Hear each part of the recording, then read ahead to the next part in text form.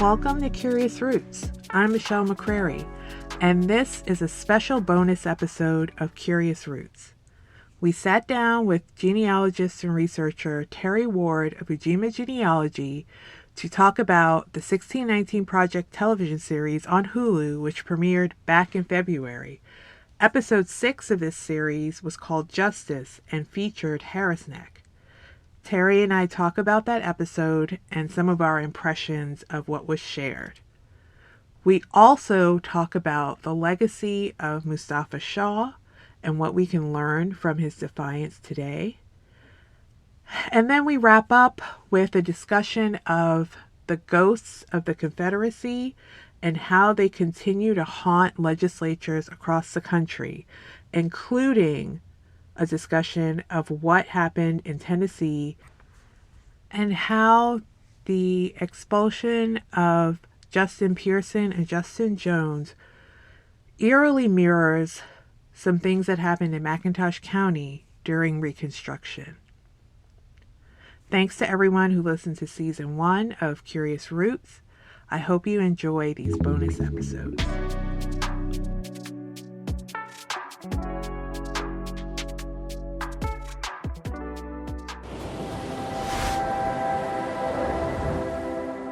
In 1619, enslaved Africans were brought across the water, the first to arrive over 400 years ago. And although they tried to break our ancestors, to erase our identities, we forged a new culture of our own, giving birth to ourselves.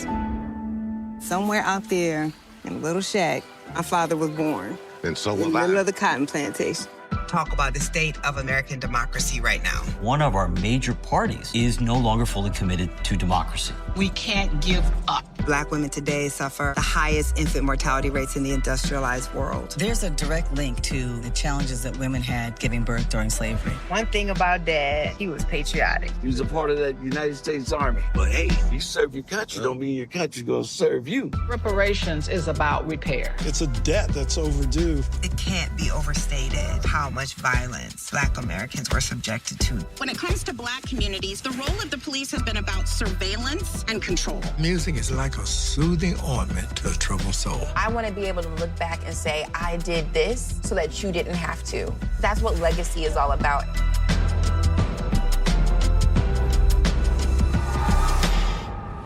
This is where our story as Black Americans begins.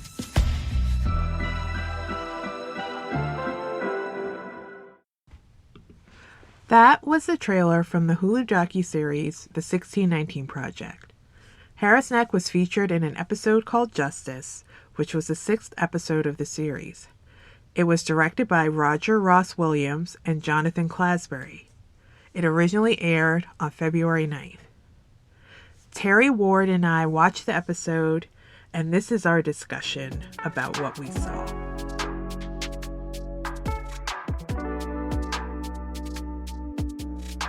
The 1619 Project. I wasn't going to watch it again because I watched it the first time. I did. Yeah, and I did. I actually watched most of it right before we hopped on, and because it was hard to watch the first time for me. And I want to know from you, from your perspective as somebody who has done so much work researching our families and researching the entire area, Liberty County, Glenn County, McIntosh County. What were your overall impressions? Well, first and foremost, I was so pleased to see the type of attention put into the production because I feel like it's been long overdue. There's a lot of history tied up in coastal Georgia, and specifically in McIntosh County, which gives this impression that it's still frozen and stuck in time with very little development and little progress basically since the 30s. That was the impression that I had as a young child when I first started visiting out there. So when I started actually digging into the records, and one story after another would unfold. And, you know, they're not just as people would say, oh, you're digging into these records, it's just another slave story. More more pain, more blame, more, who did what to who. They're much more than that. And I thought that the production really did help to capture the essence of what's happened along the coast, the spirit of the people. I was bowled over when I saw Wilson Moran featured, and hearing his side of the story, having lived it from its inception, the removal, from Harris Neck, with his mother being actually pregnant with him, and then, coming into this world and basically being given this spiritual directive to recover the property and bring the land back into the hands of these people that had gone through so much to attain it, to work it, live off of it, and with the hopes of one day passing it down to their children. So again, when I look at the entire production, I'm just so appreciative that a spotlight is finally shown on coastal Georgia and all that happened there. Yeah, and the thing that I really appreciated is the front loading the systems. And I think to your point, it kind of like refocuses us on the people who would derail the conversation about individual blame and sort of like at the individual level, and just talking about the level of exploitation that the system itself just sets up. Enslave people, work them for centuries, no compensation, no quality of life, just pure brutality. Then they do everything to free themselves with some accomplices. We went through the story in the second episode and the third episode of the podcast. You shared with us about Reverend Frazier, and they repeat the same story, obviously, in the 1619 Project. That episode is entitled Justice, and it's the sixth and last episode in the series. Yeah, they set that up, and then you kind of like, people are free now, and then you look at them and you're like, oh, right, you need land. Okay, logical. Have the land. And then again, the system does what it does and continues to do that. So I appreciated that. And of course, seeing Mr. Moran, and always how beautiful Harris Neck is. And it reminds me of the times that I've gone there with him and walking around, and hearing Miss Evelyn's voice again, because she was another person who I walked around, the area with her and kind of going through all the stories, and we shared those in the podcast. Yeah, I really did appreciate it, and I appreciated the whole setup. And I also was watching it and I was like, oh, Jadon Relaford, is that Mr. Relaford, Mr. Winston's? Is that his son or his grandson? I'm not certain how they are tied, but he is definitely on that Relaford line that descends from Winston's family, same line. Right, right. Because I looked at him, I was like, he even looks like Mr. Winston a little bit Yes, too. he does. Yeah. Yes, he does. That immediately struck me too. But again, the cinematography really captured the beauty of the area, and for me, watching the camera span across, the water and all that foliage, and you could see the abundance that was naturally there that these people once enjoyed. It only drove home a sense of loss even deeper. Right. But in saying that, it also made me think again about the struggle and why this need to recover it hasn't died. They realized how much they lost. They were building a thriving community in 1942. And this is one thing that I think a lot of people have a hard time grasping when they think of the African community in that time period.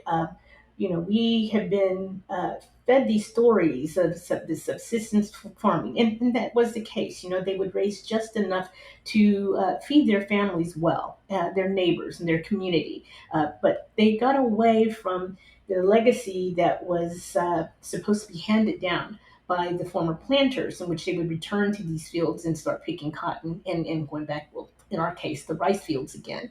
Um, I'm impressed because they self determined, basically, exercised their agency, built this beautiful community with a church, a solidly attended church, school, different merchants, beautiful homes. They were happy.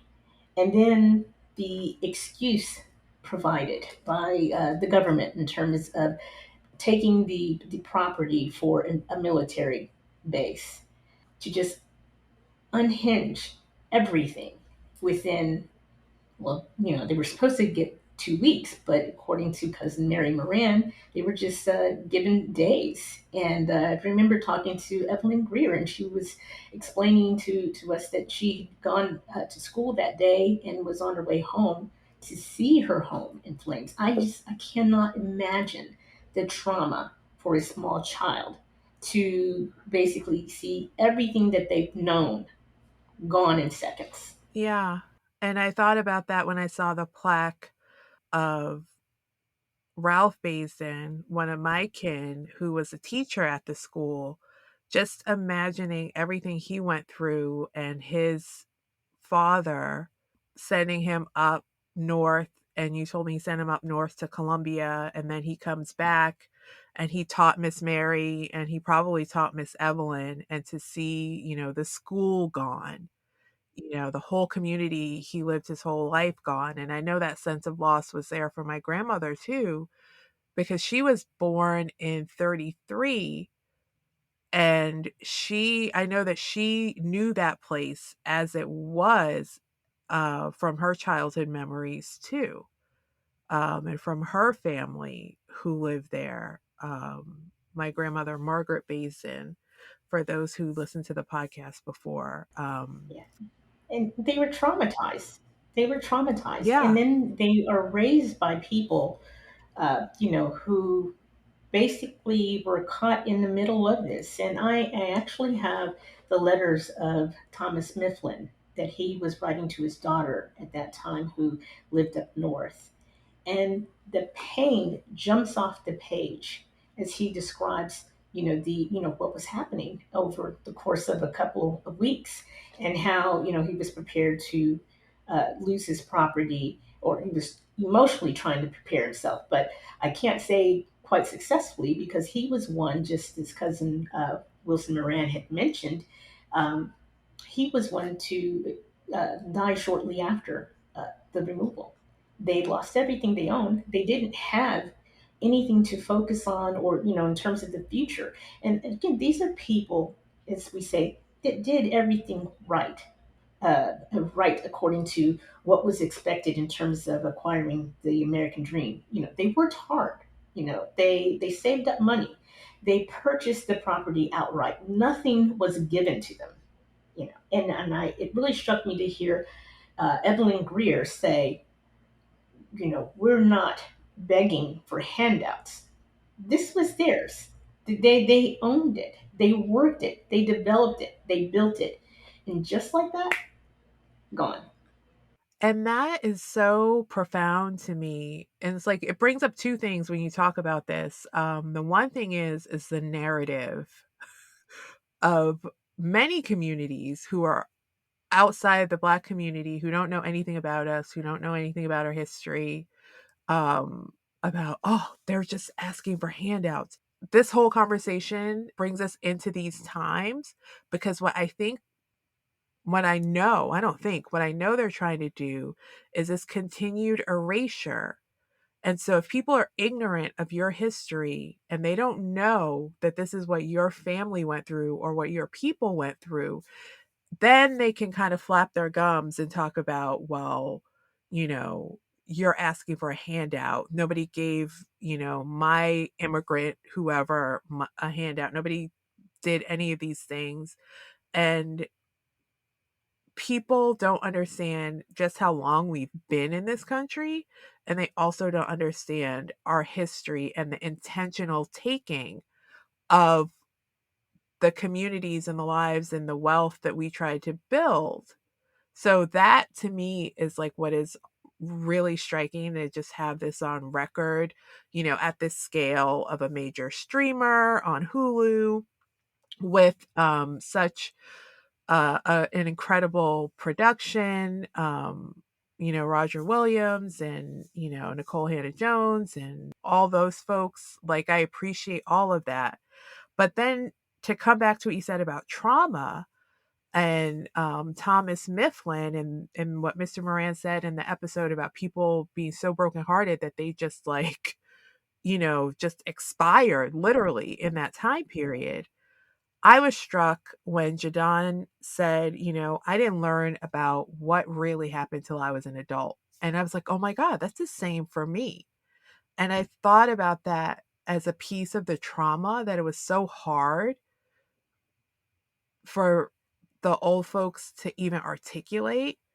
And I know my grandmother never talked about exactly what happened. When she finally opened up and we went down there and spoke to everybody, I was like, wow. And even now, I'm still coming to new understandings about that. Well, I was living in Europe when, in the mid 70s, Mike Wallace did the reporting. And because we lived abroad, my father always made it a point that whenever we went home, he would take us around and he would take us out to Harris Neck and say, see all of this? And you're just taken in by the beauty of it all, the rivers, the water. And he was like, this used to be ours. And so I had heard about it at a fairly young age. I guess, again, I would probably be a preteen at that time, but I had heard about it. I knew it. He connected us with it by sharing that my great grandmother, Lucretia Delagal, actually owned a store on Harris Neck. And again, I was surprised because I'm thinking this is a female and she's a merchant and she's a successful merchant, earning her way. So I had some idea of what we lost, but what has always surprised me is how little of this history is taught. And especially when I would go home and I would talk to other cousins from the area, and they had no idea. But again, part of the playbook in terms of what's happening, whether it's today or even, 40, 60 years ago, um, is this continuance basically to um, pretty much shield or cover the past. And this idea that somehow you're to move past this without the opportunity, not just in terms of reparations, but in terms of just healing, from this trauma that was inflicted. Um, that's the part that still resonates today, and that's the part that I think that a lot of people don't get. It's and it's unfortunate because as long as we continue to down this path basically and not give voice, not validate the circumstances, the losses, we will never heal from this injury, and it will be passed down generation after generation. We will relive in many aspects the same cycle, Right. and we don't resolve the problem. What do you think audiences will get from this? Do you feel like it'll have an impact on people? Well, for descendants, I am pretty certain it's been very impactful because they now have a better understanding as to what happened. It also explains the environment that they were each raised in. Why you may have, say, a grandparent that was so angry or internalized this situation, or might have been more cynical than, say, kids that have no understanding or have never touched this. Like I said, I was raised in Europe, so it was so distant and far away, from what actually happened to internalize it, properly. But and that's where again I was grateful to have the time that I spent with Miss Greer, and Mary Moran, Robbie Thorpe, Kenneth Dunham, all of them as they shared these stories and the details that have spilled out. I'd like to think, um, knowledge is power. I like to think that it'll sit in and that at some point it will motivate uh, this next generation to not accept it and to move and push this forward. But like yourself, there is a cynicism because I've seen again the efforts made, and that here we are still today without much progress. And it's not by the failings of these freedom fighters. I mean, you don't get any better when you look at, say, um, Wilson Moran, Kenneth Dunham, Reverend Timmons, everybody that raised their voices and pushed back. Mary Moran, they did an exceptional job. But again, you're looking at the environment in which we still are addressing this, where we're not taken seriously, or again encouraged to move on, as if somehow or another they that we are able to detach. And because I get a lot of people, and I mean, I've seen representative after representative say, why would we give reparations when it happened 150 years ago, and none of us, were living at that time, and there's nothing to blame, and they're able to Right. detach. But we never will. We will carry this burden.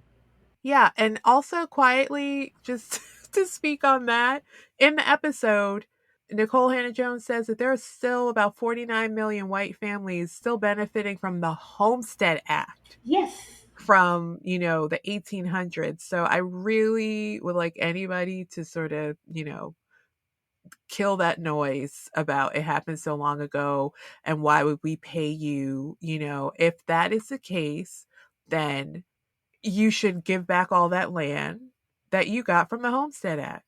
Indigenous people have a very robust process, system, ideology, cosmology around land back. You can easily return that land since, you can't be bothered with anything that happened so long ago. Well, stick a pin in that, because I would want to make another point. It's a fallacy, too, in terms of people being compensated for these types of hardships, because even after Revolutionary War and slaves were removed, in particular, a number of them were taken away by the British to Canada, those former planters were compensated Oh, for their absolutely. losses.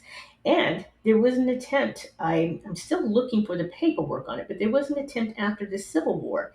They actually started taking applications to reimburse the former planters for the loss. So again, it doesn't make sense. It's a argument that pretty much takes place when it comes to Black people, African Americans being compensated, and again having access to the rights of citizenship. Right. For whatever reason, we've always been, and we still continue to be, considered somewhat aliens, and we've never been able to exercise the full freedoms that are granted within this nation to others.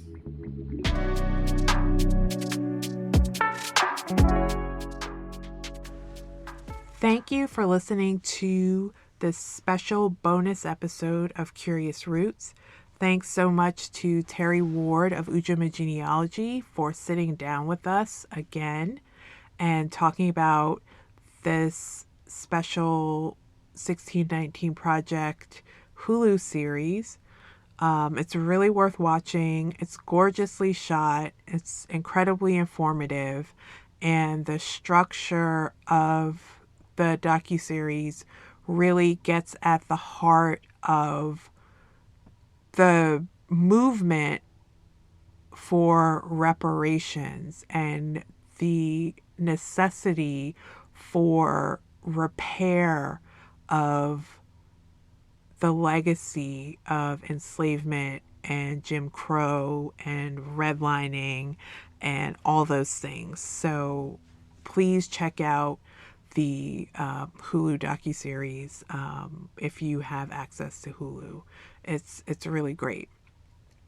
On the next bonus episode, Terry and I get into a little more detail about the legacy of Mustafa Shah, and I'm really excited to share that with you. And then for the last bonus episode, we talk a bit about the Tennessee legislature and some parallels to the anti-democratic machinations that happened in McIntosh County during Reconstruction. I think you can kind of see the seeds of where we are now being planted during Reconstruction. So Terry and I get into that in the final bonus episode. Thank you so much again for listening. And please don't forget to follow Curious Roots on Instagram at Curious Roots Pod. Check out our website for more resources, curiousrootspod.com. And thank you so much again for listening. If you want to know more about the stories and histories you've heard on Curious Roots, check out curiousrootspod.com for reading lists and other resources about Harris Neck and the Gullah Geechee communities across the coastal South. And don't forget to sign up for the Curious Roots newsletter to receive more special content only available to subscribers.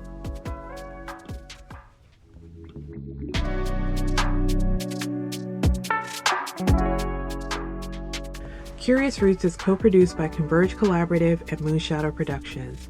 Our theme music is courtesy of Mackay Beats. Please rate, review, and subscribe to the podcast on Apple, Spotify, Stitcher, or however you listen to your podcast.